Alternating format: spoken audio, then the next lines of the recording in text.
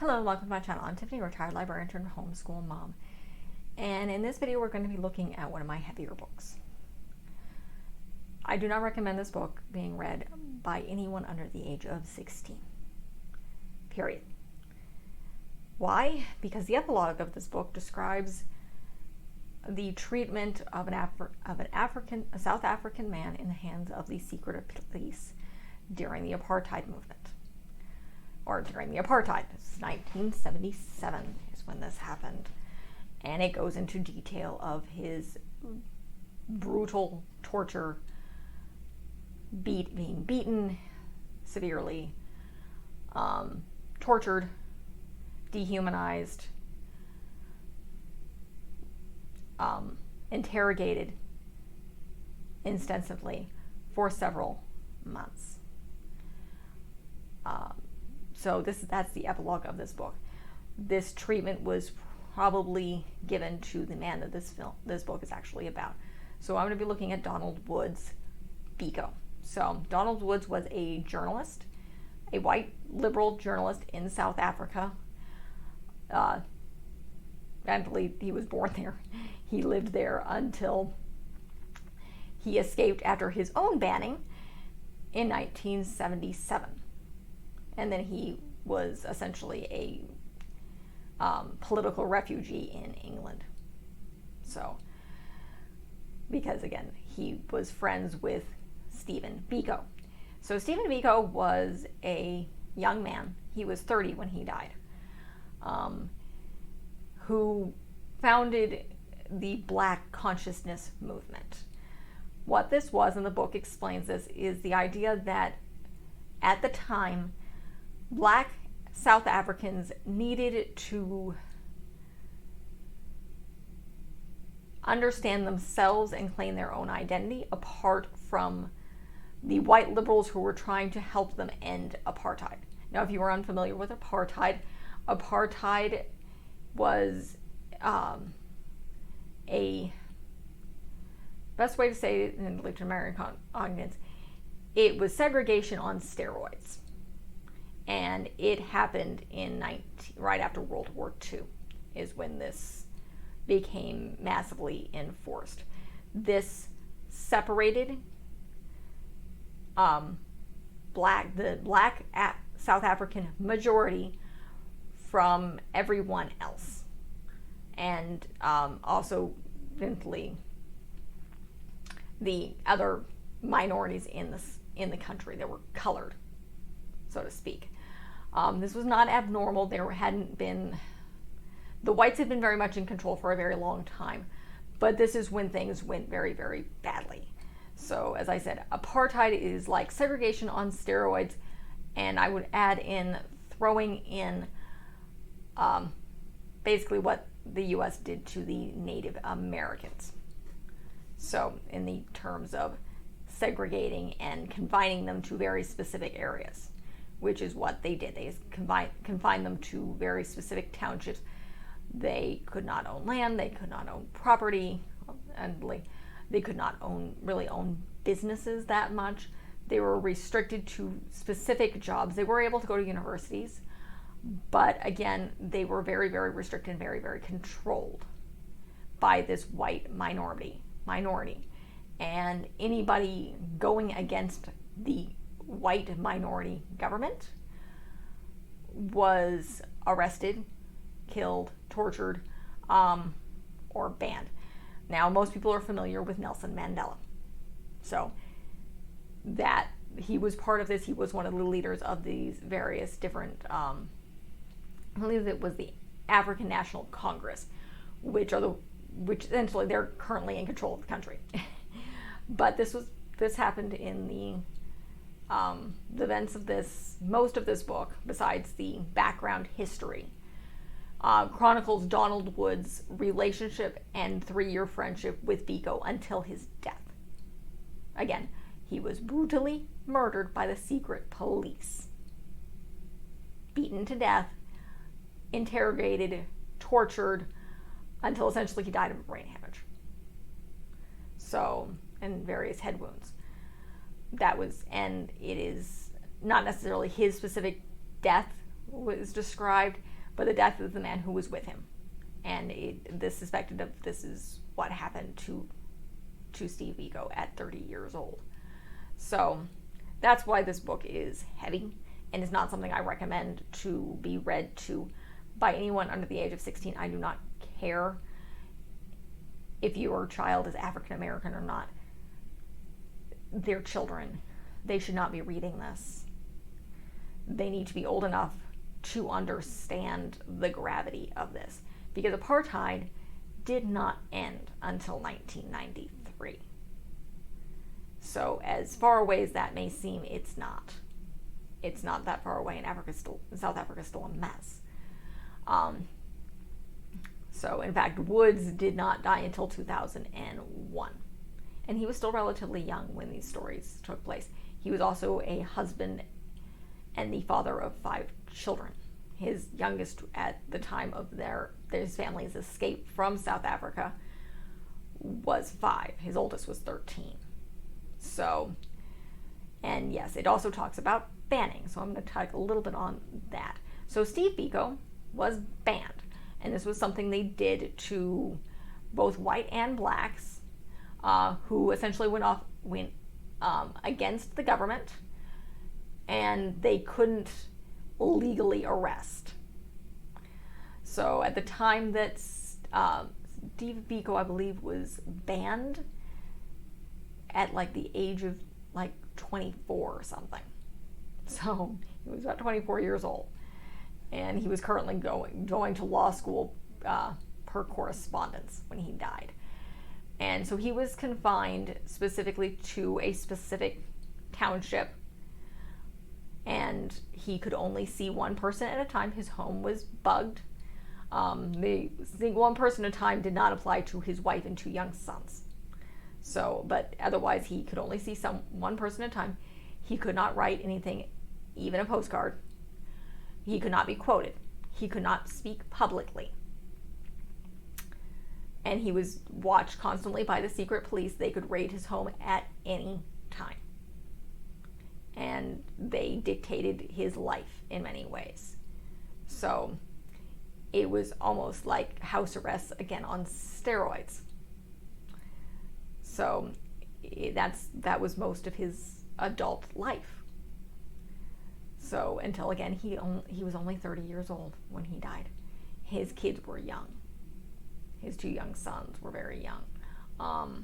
I think the youngest was under 10, or the oldest was under 10 when he was murdered. So, but basically it dictates that, so Donald Woods goes to meet him. He's a white liberal. He does not understand Biko at first until he finally is kind of forced by various people who are telling him to meet him. And then he interacts with a South African female doctor who impresses him, because most black South Africans they're not forward with white South Africans, at least they obviously not during this time. They would not speak their minds. He did not consider most of them strong people, because that's not what he's experienced. And this woman walks in. She's a doctor. She's black. She's a woman. And she pretty much yells at him. It's like, Steve Biko can't, you keep writing these editorials going against him, and you have never bothered to talk to him. And so it's like, he can't come to you, you need to come to him. So he's very impressed. He does not expect this from a South African black woman. He's interacted with women in other countries, in the US, in the UK, in Zimbabwe, who are like this, but not one of his own country. So he's impressed by her. She's eventually banned. I do believe she still survives. I think she actually survives the apartheid. So he goes to meet Biko, and he's impressed by him. And they're impressed by each other, and he changes his mind, and he learns a lot about him, and both Woods and his wife become close personal friends. Now, they are not part of the inner circle, and he makes that clear, because that is not possible. They are not black South Africans. They cannot truly comprehend the struggle of being repressed in this way. Both Donald Woods and his wife Wendy would basically be considered white upper middle class. So they can't comprehend truly the struggle of these people. And he makes that clear. And it's not, his relationship with Biko was not as a full political member of the Black consciousness movement, because he couldn't be, again, he was white, but as a close personal friend of Biko and his wife and various other members of the Black consciousness movement. It was a friendship. And this book chronicles that, as well as chronicling Biko's beliefs. It has several interviews using Biko's words directly. Woods talks about his personal interactions with Biko, quoting him, and various things, and various events that happened in those 3 years before Biko's arrest. Biko was breaking his banning. He was coming away from Cape Town, and when he was arrested and then detained and then brutally beaten to death over several days, not several weeks, I believe, as chronicled at the end of the book by the person who was with him. And again, that epilogue is intense. It's very, very intense. And it's very detailed, because this is this guy's first-hand accounts of what happened to him. And again, it's suspected that similar things happened to Biko, that he was chained, naked, interrogated for days, beaten severely, chained standing up until he died. So, until he died of a brain hemorrhage. And he did die in a hospital. They eventually took him to a hospital.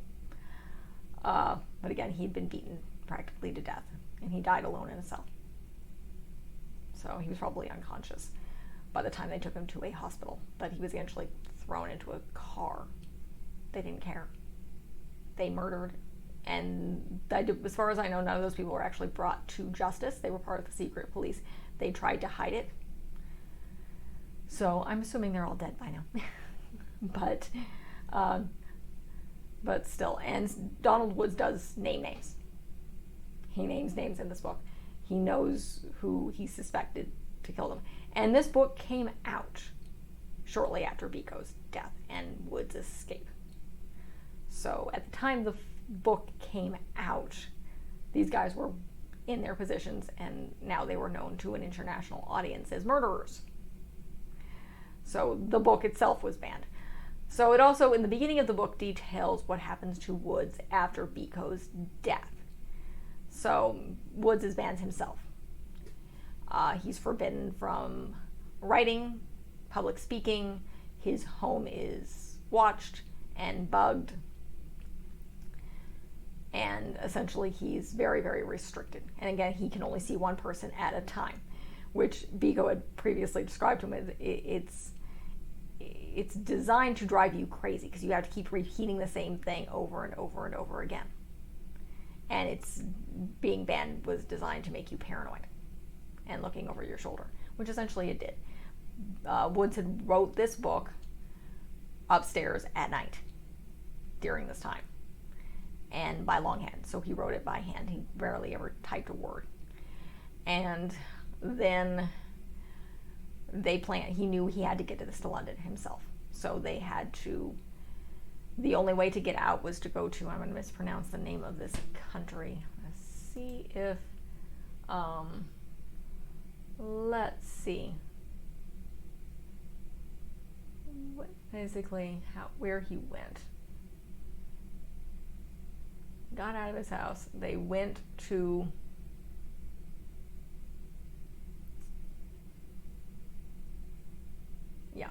I'm going to mispronounce this country, Lesotho, and which is a free black country in the middle of South Africa, essentially. So basically, how he describes it is he dyes his white hair black, disguises as a priest. His wife takes him hiding under a heavy coat in the car outside of town, where he hitchhikes as a priest eventually getting to various mishaps through to Laoso, or to the border, and he actually, it had been raining, so the water that he was planning on crossing was now treacherous and dangerous. He actually hitches a ride with a postal worker who crosses the border on a regular basis, and again, he's dressed as a priest, and they just assume he's going to do services in the country. So he gets over the border and just is picked up by a friend and is able to quickly call his wife, who had taken her children supposedly to go to the beach, but actually doubled back and went back to her parents. And he was supposed to call her by like 10 o'clock in the morning, which he's able to do. And then she and her children go and meet him, and they fly to Zimbabwe. And then from Zimbabwe, they get to England. So they do this. They'd always planned to do this, but they accelerated their escape because the secret police had commandeered a package being sent to their 5-year-old daughter from friends with basically a t-shirt with Biko's image on it, and sprayed it with a chemical agent that's normally used to reveal fingerprints. It's an acidic chemical agent, so she got chemical burns on her face and her chest. And they realized that these people didn't care. The fact that they knew this was a t-shirt for a small child, and they didn't care. So they had to get their family out before these people killed them. So, and of course, Woods needed to get his book out, and he already had a publisher.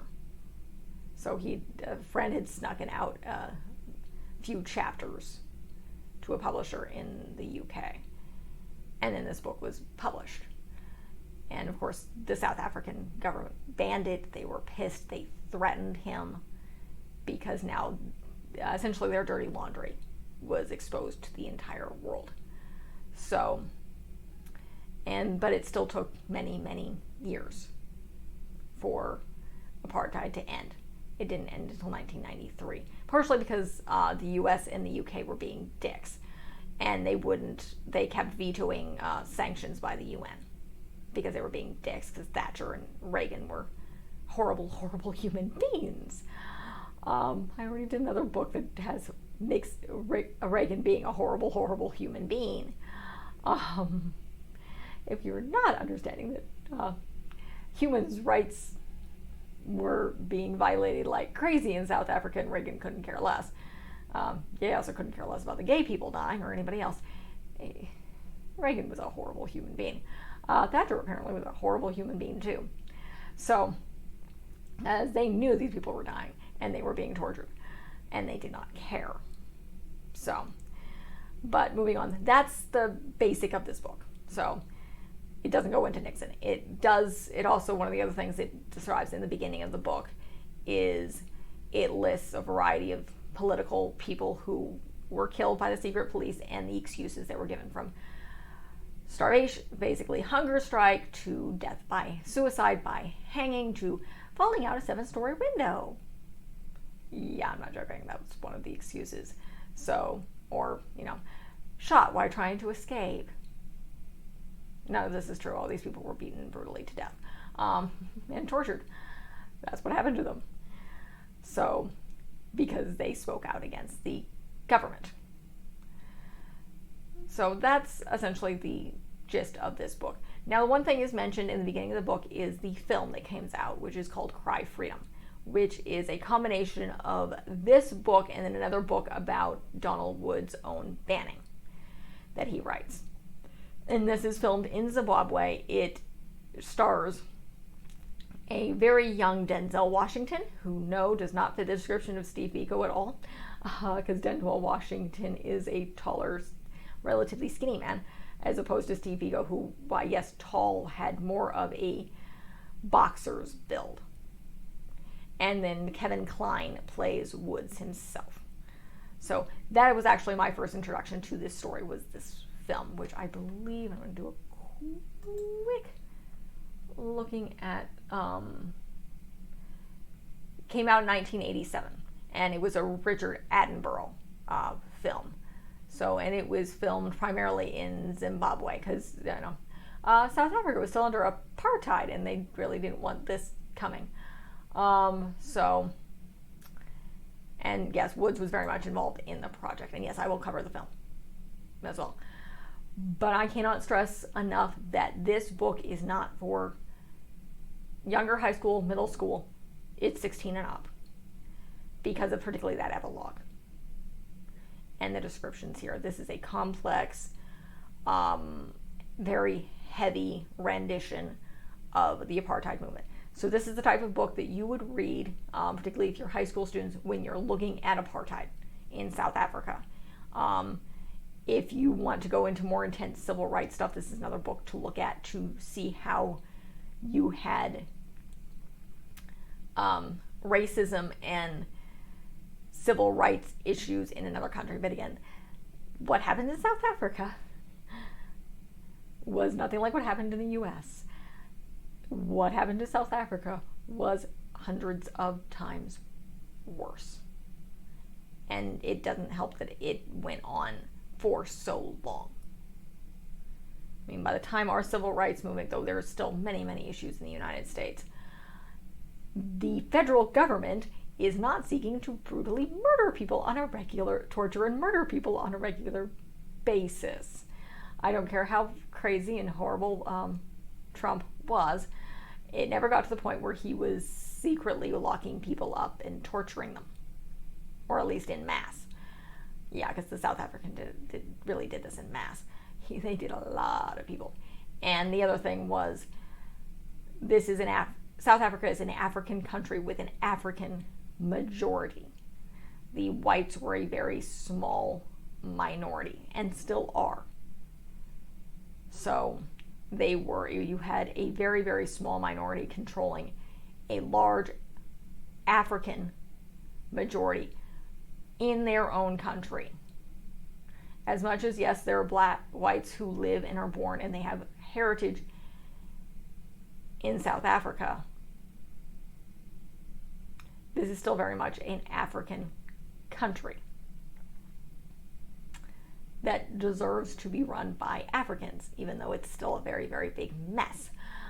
It's a very, very big mess even now, even though I believe the African National Congress is and has been in charge for a good long time. It's still an unsafe country. Me and my husband has discussed trying to visit there, and it's still kind of a mess with mass poverty. But that's another issue. So again, I do not recommend this book for anybody under the age of 16, particularly because of that very, very detailed epilogue. It's not like if you like horror films, this happened to real people. Not in my lifetime. Though I'm sure there were further people who were banned and tortured in my lifetime in this country, but still, this happened to real people. Real people suffered. His children are still alive. They were able to see the film eventually, because Cry Freedom did come out once apartheid was lifted and Woods was no longer banned. It does describe in one of the prologues and additions after his editing how he was eventually able to go back and see this again. The film came out in 1987, so Biko's children were older, much, much older now. I think his oldest son was maybe 7 or 8 when he died, so this is 10 years later, he's an adult. And it does say that the son said after he saw it with his family, he went back to see it by himself so he could see essentially without being seen as Biko's son. And the family did highly approve of the film.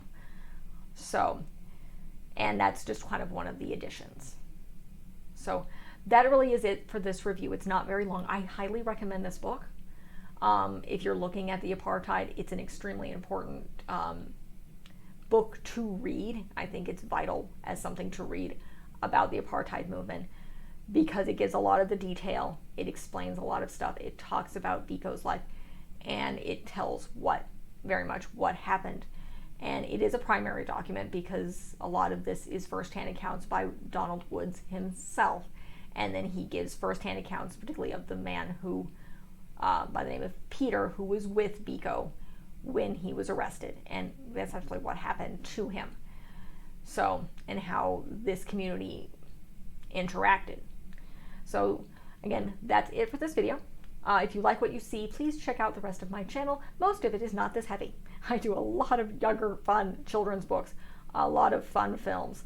We are a homeschooling family, a non-religious, secular homeschooling family, but I have a 2-year-old, so we're not quite, as of this video, which is being shot in August of 2021, at the point where we're reviewing a lot of homeschool materials. I do some sprinkling homeschool videos. I have some entire collection of homeschool law videos. Highly recommend you check that out. That both in the U.S., Canada, as around the world as I can get, as well as some travel videos as well. So again, most of my stuff is not this heavy. I do a sprinkling of some of the stuff that's heavy, but most of it is not. But again, I have some of this stuff, particularly geared to the older kids, partially because I enjoy it. So look forward to Cry Freedom. If you're watching this as it come out, I am covering that film at a later date, probably the Friday after this comes out, because that's normally how I situate things. Books are Mondays, films on Fridays, and then I do various other things occasionally on Wednesdays. But like and subscribe if you like what you see. Thank you.